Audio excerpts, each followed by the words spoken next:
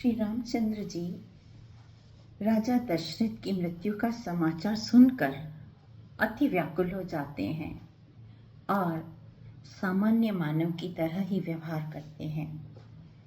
दुखी होते हैं, व्याकुल होते हैं, फिर संयमित होकर श्राद्ध और तर्पण करते हैं और फिर वो अपने भाइयों को सांत्वना देते हैं कि जीवन और मृत्यु किस तरह से निश्चित हैं, इस शरीर की बदलती हुई अवस्थाएं हैं, कैसे एक बचपन जवानी में बदलता है, जवानी बुढ़ापे में तब्दील होती है और फिर बुढ़ापा मृत्यु में, मृत्यु पुनः जीव को जीवन धारण कराती है। ये सिर्फ शरीर की अवस्थाएं हैं। किस तरह से श्री राम जी अपने भाइयों को समझाते हैं, आज सुनते हैं इसी प्रसंग को। सद्गुरुदेव से प्रार्थना कि अपना आशीर्वाद भरा हाथ मेरे मस्तक पर रखें और माँ सरस्वती जी से निवेदन कि मेरे कंठ में विराजें ताकि मैं रामायण और रामचरितमानस का पाठ उचित उच्चारण के साथ कर सकूं। उसके पश्चात वे आंसू बहाकर पिता की मृत्यु का शोक करने लगे। यद्यपि ऐसा लगा कि वे एक सामान्य मानव की भांति विलाप कर रहे हैं, किंतु वास्तव में वे त्रिगुणातीत भगवान स्वयं हैं। उनकी लीलाएं भी निराली हैं। उनकी लीलाएं सामान्य नहीं होती। उसके बाद राम अपने भाइयों एवं सुमंत्र सहित मंदाकिनी गंगा जी के तट पर अपने पिता की आत्मा की शांति हेतु जलार्पण करने गए। फिर चित्रकूट पर्वत स्थित अपनी कुटिया में पहुंचकर राम ने अपने भाइयों के हाथ पकड़े और चारों भाई शोक से विलाप करने लगे। उनके विलाप की ध्वनि पूरी घाटी में प्रतिध्वनित होने लगी। जब भरत के सैनिकों ने यह ध्वनि सुनी तब वे भी शोकाकुल हो उठे, क्योंकि उन्हें समझ में आ गया था कि सभी भाई अपने पिता की मृत्यु के शोक में विलाप कर रहे हैं। कुटिया के समीप पहुंचकर योद्धाओं ने अश्रुपूर्ण नेत्रों से राम का अभिवादन किया। श्री राम जी ने भी सभी का उनके पद के अनुसार स्वागत किया। इस बीच वशिष्ठ राजा दशरथ की तीनों रानियों को लेकर तीव्र वेग से चलकर राम के पास आ रहे थे।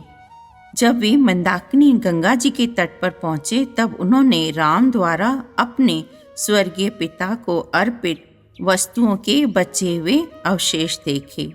कौशल्या को यह देखकर बहुत दुख हुआ कि राम ने अपने पिता को केवल वन के फलों से ही श्रद्धांजलि दी है।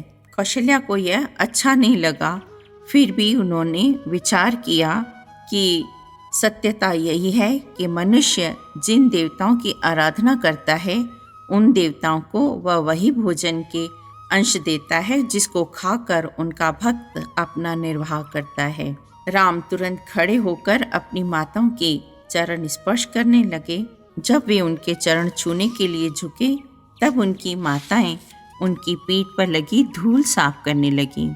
इस प्रकार सीता जी एवं लक्ष्मण ने भी अश्रुपूर्ण नेत्रों सहित माताओं के चरण स्पर्श किए। कौशल्या ने सीता का आलिंगन किया एवं राम वशिष्ठ के चरण स्पर्श करने उनके पास पहुँचे। तब राम अपने गुरु के पास बैठ गए एवं अन्य उनके चारों ओर बैठ गए। तब भरत ने राम से कहा, मैं कौशल राज्य आपको लौटाना चाहता हूँ।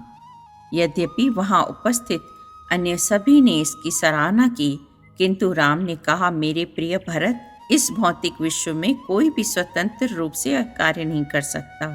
अतः बुद्धिमान मनुष्य को जीवन के परिवर्तनों पर शोक नहीं करना चाहिए।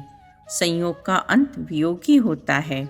युवा मनुष्य वृद्ध होकर अंततः मृत्यु को प्राप्त होता है। मनुष्य के शरीर में जैसे झुर्रियां पड़ जाती हैं, बाल सफ़ेद हो जाते हैं, उसके लिए कोई क्या ही कर सकता है। वह उदित होते हुए और अस्त होते हुए सूर्य को देखकर आनंदित होता है, लेकिन उसको समझ में नहीं आता कि उदय और अस्त होते हुए सूर्य के साथ उसकी आयु का भी ह्रास हो रहा है। एक सभ्य व्यक्ति एक विद्वान व्यक्ति को मृत्यु के पश्चात उच्च लक्ष्य की प्राप्ति हेतु अपनी शक्ति का उपयोग करना चाहिए। हमारे पिता ने अपने वृद्ध शरीर का परित्याग करके स्वर्ग के सुखों को प्राप्त किया है, अतः विलाप करने की कोई आवश्यकता नहीं है। भरत, तुम्हें तुरंत ही अयोध्या लौटकर अपने पिता की आज्ञा का पालन करना चाहिए। मैं उनकी इच्छा की पूर्ति करने के लिए यहीं रहूंगा। भरत ने फिर भी तर्क किया, आप एक क्षत्रिय हैं और आपका कर्तव्य है कि आप शासक बनकर रहें, न कि एक सन्यासी की भांति। एक गृहस्थ हैं आप, और चारों आश्रमों में गृहस्थ आश्रम सबसे उत्तम है। आप पारिवारिक जीवन के कर्तव्यों को क्यों त्यागना चाहते हैं? यदि आप अयोध्या नहीं लौटेंगे तो मैं भी यहीं पर रहूंगा, जैसे कि भाई लक्ष्मण यहाँ हैं। भरत, अब तुम अयोध्या लौट जाओ, राम ने पुनः आग्रह किया, और पिताजी के वचन को अखंड रखो। तुम्हें राज्य पर शासन करने का उत्तरदायित्व लेना ही होगा, भले ही यह केवल मेरे लिए ही हो। गुरु वशिष्ठ ने फिर से कहा, प्रजा चाहती है कि आप अयोध्या लौटकर राज सिंहासन स्वीकार करें। इक्ष्वाकु वंश में सर्वदा सभी महान शासकों ने अपने ज्येष्ठ पुत्र को ही सिंहासन के उत्तराधिकारी के रूप में नियुक्त किया है। जब तक अग्रज जीवित है तब तक अनुज सिंहासन नहीं ले सकता, यही नियम है। अतः हम पुनः आपसे अयोध्या लौट चलने की प्रार्थना करते हैं। आप सोचिए कि मेरी आज्ञा का उल्लंघन करना भी आपके लिए धर्म के विरुद्ध है, क्योंकि गुरु की आज्ञा माता एवं पिता की आज्ञा से बड़ी होती है। किंतु राम अब भी दृढ़ रहे और बोले कि व्यक्ति का अपने माता पिता के प्रति जो कर्तव्य है वह अटल है। जब भरत को लगा कि अब राम को मनाने का प्रयास व्यर्थ है, तब वे दुखी होकर सुमंत्र से बोले, राम की कुटिया के सामने कुश की घास बिछा दो। मैं यहीं पर निर्जल उपवास करके आंखों पर पट्टी बांधे तब तक बैठा रहूंगा जब तक राम अपना हठ नहीं छोड़ देते और राज सिंहासन को स्वीकार नहीं कर लेते। किंतु सुमंत्र राम की आज्ञा के बिना ऐसा कुछ नहीं कर सकते थे। तब भरत अपने ही हाथों से राम की कुटिया के सामने कुश बिछाकर बैठ गए। तब राम ने कहा, मेरे प्रिय भ्राता, तुम ऐसा क्यों सोचते हो? क्यों हठपूर्वक मेरा विरोध करने का प्रयास कर रहे हो? ऐसा कहे जाने पर भरत ने आमरण उपवास करने का विचार छोड़ दिया, किंतु फिर भी वे प्रार्थना करते रहे, मुझे 14 वर्षों तक, जब तक आप अयोध्या लौट न आए, अपने प्रतिनिधि के रूप में ही कार्य करने दें। तभी ऋषियों का एक अदृश्य समूह आकाश में से प्रकट हुआ एवं उन दोनों भाइयों के बीच होने वाली बातचीत की सराहना करने लगा। रावण के वध का कार्य शीघ्र करवाने की इच्छा से ऋषियों ने कहा कि हे भरत, आपको अपने ज्येष्ठ भ्राता राम का परामर्श मान लेना चाहिए। आखिरकार अवश्यम भावी के प्रति समर्पित होकर भरत एक स्वर्ण जटित चरण पादुका लेकर आए। तब उन्होंने राम से प्रार्थना की कि वे अपने चरण कमल उस पर रखें। राम ने वैसा किया।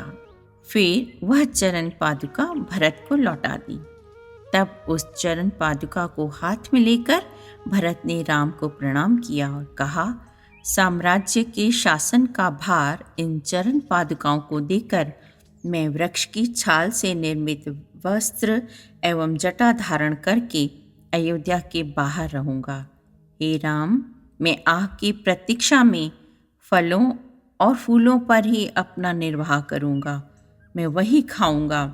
यदि आप 14 वर्षों के पश्चात भी अयोध्या नहीं आए तो मैं अग्नि में प्रविष्ट होकर अपने प्राण त्याग दूंगा। राम ने सहमति दे दी और भरत एवं शत्रुघ्न का आलिंगन किया तथा उन्हें आश्वस्त किया कि वे वनवास की अवधि पूर्ण होने के पश्चात अवश्य ही अयोध्या लौट आएंगे। जय राम जी की। अगर आपको मेरा वीडियो पसंद आया है तो मेरे चैनल को सब्सक्राइब जरूर करिएगा और अपने ही जैसे राम भक्तों को शेयर जरूर करिएगा। जय राम जी की।